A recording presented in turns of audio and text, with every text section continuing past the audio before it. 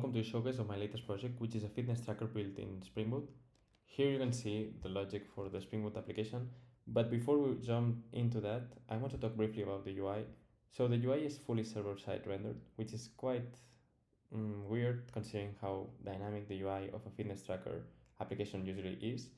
And for that, I've used mainly JTE, which stands for Java Templating Engine.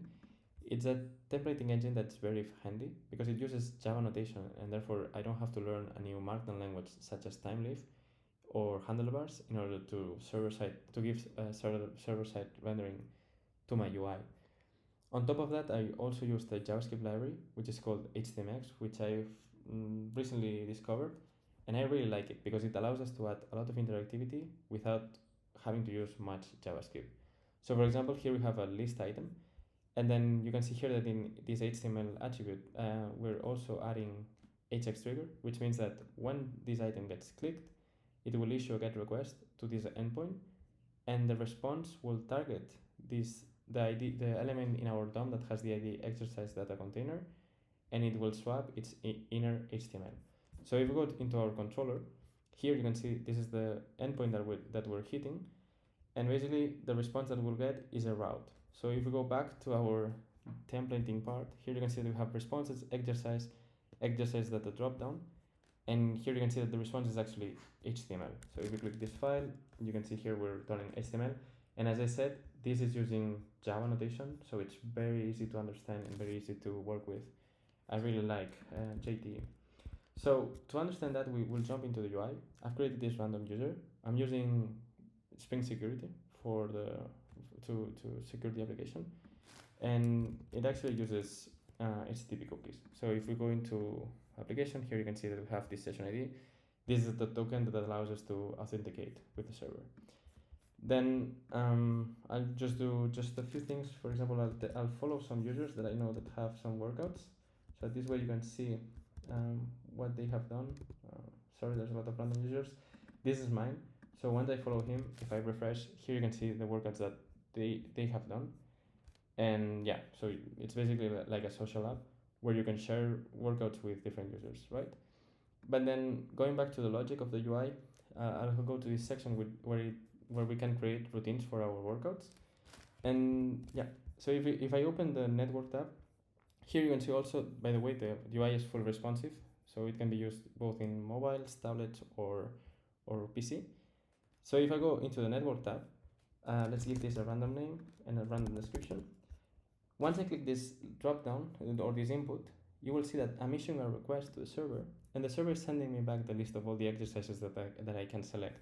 So for example, I'll press this one, and now you can see that I issued a new request. So it's a GET request to API v1 exercises preview 40, and the response is the HTML that renders this section of the UI.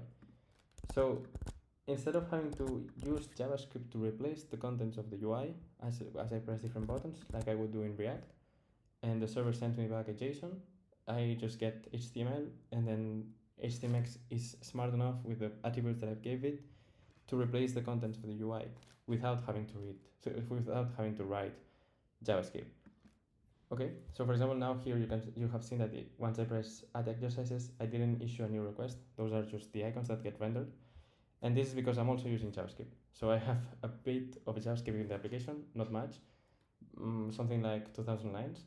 And this is very handy because I can have minimal JavaScript and then let HTMX do the rest. And the items that are more custom made or that I want more interactivity or whatever, I can just have JavaScript where I need it to. And actually it's very little JavaScript, so it's very easy to maintain and very easy to work with. Okay, so let's finish the routine. Let's add some exercises, and then let's say we're happy with that. Let's submit. This is our routine that we have. We can edit it if you want to. I'm not going to do that. But then if we go back to routines, here we can start, and so we are now in the workout page. So here this is counting for our workout, the time that we have spent working out, and this is the exercises that we have given to our routine. So let's go and fill that up. You can see now that if I press this button, which is the submit button, I issue a request to the server with information about the set that I have just completed, and then the server sends me back a response, which is a new form that allows us to either delete which you can see here, which is the HTMX delete, or it allows us to patch the previous set that we did. In this case, we'll just rush through. So either way, we're gonna spend the whole day here talking about this. But it's very nice because we can add a lot of interactivity into the UI without having much JavaScript. Now we have finished this. This page is still a work in progress, but nonetheless, it's very nice. If we go to history, here you can see the history of our workouts. At the moment, we only have one, which is the one that we just completed, which lasted 45 seconds, and we were able to lift almost 900 kilograms. But then if we go into records here, also being fully server-side rendered, let me open this.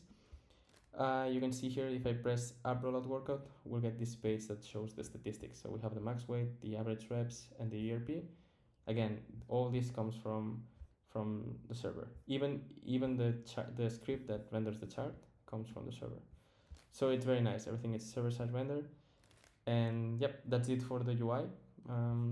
As for the project, one last thing I wanted to mention is that the repositories in this case are all done with JDBC template. So I didn't want to use an ORM like JPA, let's say, or any of the likes. And so I've used mainly JDBC template with Postgres, which means that all the data is also stored here, and the schemas and everything is built using plain SQL, which is something I wanted to do to improve my SQL skills. So that's it. I hope you like it, guys. Thanks for watching.